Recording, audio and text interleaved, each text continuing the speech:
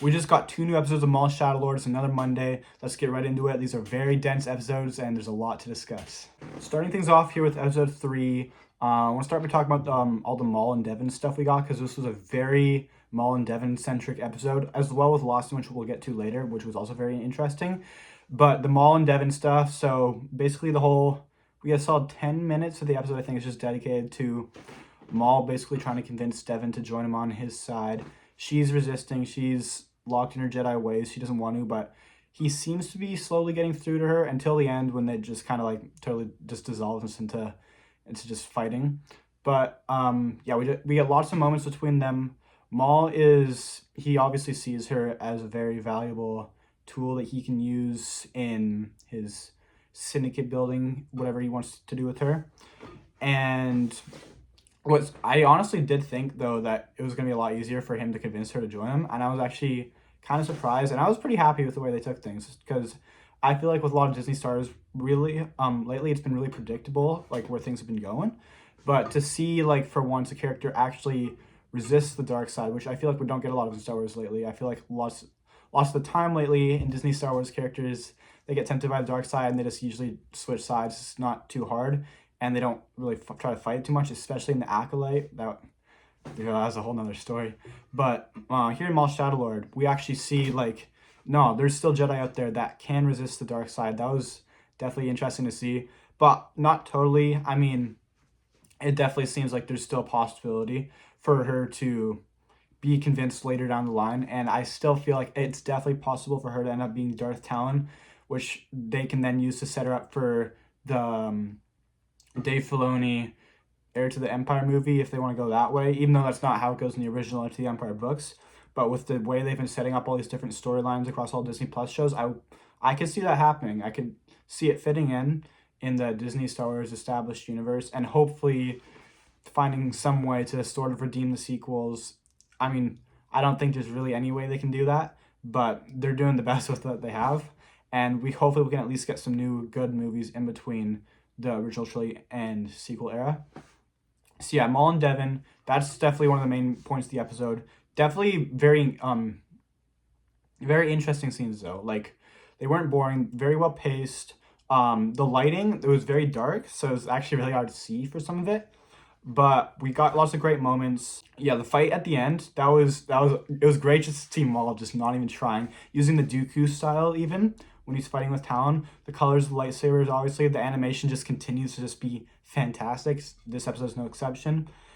And we don't get too much with the Master this episode. He's mainly just off trying to talk to Lawson, who's at his son's, like, Star Wars football game or whatever, which is actually really, like, interesting to see. I feel like that's not really something we've ever seen in Star Wars before. And it's like, I love when Star Wars just, like, goes and does things we have never seen before, because it's such a huge universe and there's so many possibilities.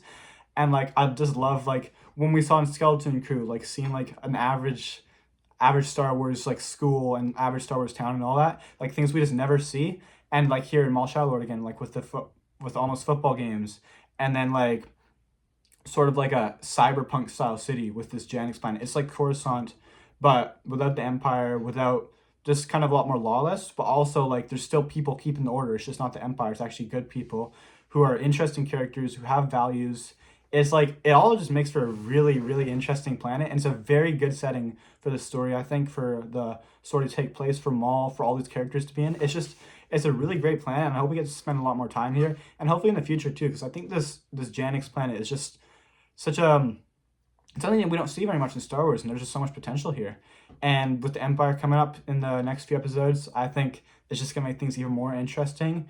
And I guess we'll have to see if they end up sticking around like they are worried about in the show, or if they are going to move on after they've done whatever they will with Maul. I feel like they probably would end up sticking around, but I think it'd be interesting to see what would happen if there's, like, you guys can keep your planet. It's like, it's chill. So that'd be interesting to see.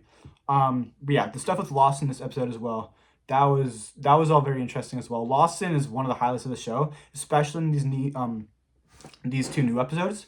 He's being developed so well. He's so interesting. He's got interesting motivations. There's obviously a lot we don't know about him yet, and I've heard someone say he might have this is like a very low chance. I don't really believe it. Someone said he might possibly be like a Jedi or something. I don't know if that would fit within the story. I think I like his character as is, but if they find a way to do that correctly, that would be a very interesting way to take things. And I would be down for it if that's what they have. And if not, I wouldn't be surprised. I think it's going to be more of a maybe join the rebellion type storyline, or just kind of doing his best to bring his family back together, keep the Empire away from this planet, try to bring down the conflict on the planet as much as possible, because he just wants to be living a normal life. He just wants to be a regular police officer. He's like, like the police guy from the Dark Knight movies or the Batman movies. I cannot remember his name right now, but he just wants to be with his family. He wants to keep his city safe. And that's just something we don't see much in Star Wars. Like, a lot of this show, again, is just stuff that fits super well in Star Wars that we didn't know we needed. And, like, it's just so interesting to see. Like, it fits super well. And that's why I'm loving the show so much. It's unique, but it's still the same. It's still a continuation of Clone Wars and all these other stories that we've built up. But yeah, all of it is just so interesting.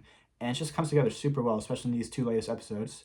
What else we got? We got, moving into episode 4, we got a lot of near the beginning Syndicate action, Syndicate conflict, and all that. So we get Maul pulling up with his decoy, Zabrak alien bro or whatever.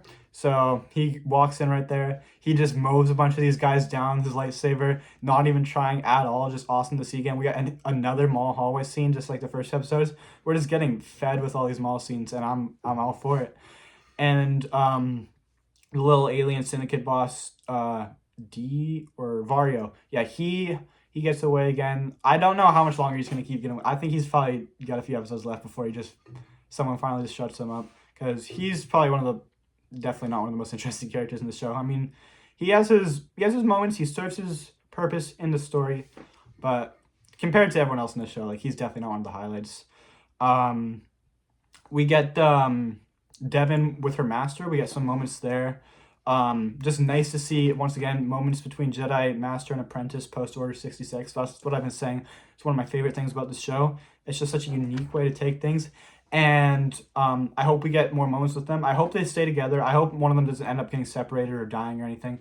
I hope we can keep getting lots more moments like this, and hopefully come the end of the show, like, just see where they're going, and hopefully have more possibilities with them in the future, because it's just such an interesting dynamic that we barely get to see in Star Wars.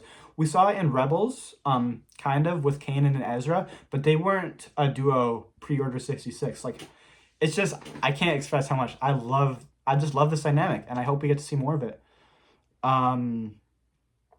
Yeah, so then mid-episode, about halfway point, we get this big showdown between the Lawson's gang, Maul's gang, and the Jedi.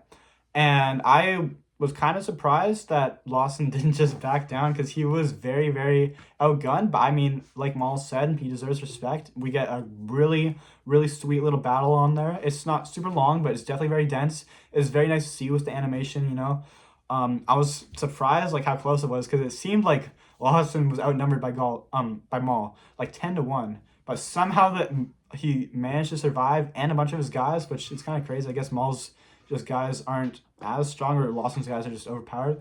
And then in the midst of that, obviously the Jedi go in to try and take down Maul, which leads to this awesome lightsaber battle. It's literally it's Duel of the Fates, kind of. There's a lot of Duel of the Fates reminiscent moments in this duel, because we get Maul obviously fighting 2-on-1. We get kind of Duel of the Fates even score elements mixed with Battle of the Heroes. I don't know what Battle of the Heroes was about. I guess they're trying to symbolize, like, maybe the post Order 66, or Devin's kind of call to the dark side, but she's not really going down that path at the moment, and I don't know if she will. She might. We'll see what happens. And then obviously we get Maul trying to kill. When Maul did that kick on who the master was, Daki, it was like the same. It looked like the same kick that he got on Qui-Gon in the Phantom Menace, and I was scared, because I love Daki and I want more of this dynamic. I thought they were just going to kill him off here in episode 4. I want him to at least make it to, like, the finale or something. So I was cool, and they subverted things, and Devin ended up saving him, obviously. And obviously the two Jedi's don't stand a chance. I mean, Daki might have been holding his ground for a little while, but Maul is just on a whole other level from those two, apparently. Also, I like that Daki is the same species as Coleman Trebor was, I think, in the prequel trilogy, the guy who tries to fight Jango Fett in the Genoshan arena, and he just gets absolutely demolished. But I think it's cool that they're they're trying to redeem that alien species, I guess, because all he's really known for is just getting taken out by Jango Fett in 3 seconds. And I love that we're getting another one of those guys to like say, no, we can do more than this. We're not just NPCs to be thrown out with. I love that they're trying to do that with these characters they're just like giving us all these kind of characters that resemble characters from the prequel trilogy, and I'm really messing with it because I love the prequels. So yeah, Maul ends up getting away from that fight. He goes with his gang. I'm not sure if they're planning to leave the planet or not. Probably not. But with the Empire coming, they're probably gonna have to start thinking about that soon. And then, yeah, obviously, the Lawson, he shut down his security droid earlier because he doesn't want the Empire to come. He wants to keep his planet. Like under his control. He doesn't trust the Empire. Obviously, he's a good guy. And he lets the Jedi's go. And earlier he shut down the security droid because he doesn't want the Empire to come. And then the security droid, obviously, at the end of the episode, says he's sorry, calls in the Empire, and obviously we kind of knew that was going to happen because we saw in the trailers all the Inquisitors and all that coming to this planet. So these next episodes are going to be, I think they're going to be very action-packed because we've seen all the fights in the trailers with the Inquisitors and Maul and all that. I do feel like we're probably not going to be staying on Janix for the whole season. I'm holding no hope that we get a Maul vs. Sidious rematch. This episode made it seem a bit less likely to be this season, but maybe at least next season. But if it would be this season, then I feel like come the end of episode 6, I think we're gonna be seeing them moving on from Janix and that storyline coming to an end. Maybe we'll keep one storyline going on Janix with Lawson and what he's doing. Maybe he'll be moving on as well, and the Empire just have total control of it. That'd be pretty rough, but I mean, it'd fit the story. It'd be interesting. It'd be engaging. And so yeah, the Empire's coming. There's going to be a lot of crazy things happening. I think the next 2 episodes are probably going to be even better. And I think these 2 episodes were better than the first 2. And if the next 2 episodes are even better than that, this lines up because I've heard people say this show just keeps getting better and better from episode to episode. And considering the show had such a strong start, that I would not be surprised if like come the end of the show, these final 4 episodes are like, these are like victory and death level episodes, like final arc of Clone Wars level. Like, I'm so excited because we are literally going to be getting peak Star Wars content in like, I mean, probably next week, honestly, just from there and there and there. And this week has been pretty close to peak already. Like the action, the animation, everything in these 2 episodes was just pretty fantastic. Aside from a couple slow moments with some of the Syndicate members, some of the slower moments with the security droid, I think it was, at the shipping depot in episode 3 it was. It was engaging, obviously, it was action, but it wasn't really on the same level as the rest of the show. Like, this show has just been absolutely phenomenal. Like, I can't really express that enough. Like, I really just don't have too many problems with this show. I'm so excited to see where it keeps going. It's just doing a great job of redeeming Star Wars animation. I hope we get multiple more seasons of this because there's just so much potential here. The animation, everything about the show, man. Like, it's just such a great show. You gotta watch it. If you love the Clone Wars, like, this is a must-watch show for you guys. I mean it. So yeah, I say episode 3 is like a 8 out of 10. Episode 4 is a 9, like very strong 9 out of 10. And I wouldn't be surprised if we get some 10 out of 10 episodes in the next 2 weeks. Like, this is just such a banger show. You guys need to watch it. Yeah, we'll be back again next week. I hope we get some awesome Inquisitor lightsaber duels next week. I hope we get some more stuff with Lawson and his son and his motivations and what's going to be going on with him. And yeah, I hope we get to see just lots more cool stuff from Maul because he's been the standout, along with Lawson. Lawson's been a surprising standout. But yeah, I mean, I'm always excited to get more Maul content. So yeah, the show's just been killing it. Let me know what you guys been thinking. Make sure to like and subscribe. And we'll be back here again soon. We'll be dropping Invincible reviews again this week and next week with the finale. And we got lots more trailer reactions this week with CinemaCon. So yeah, it's going to be a very, very hype week. And I can't wait to see where things go. So I'll see you guys soon.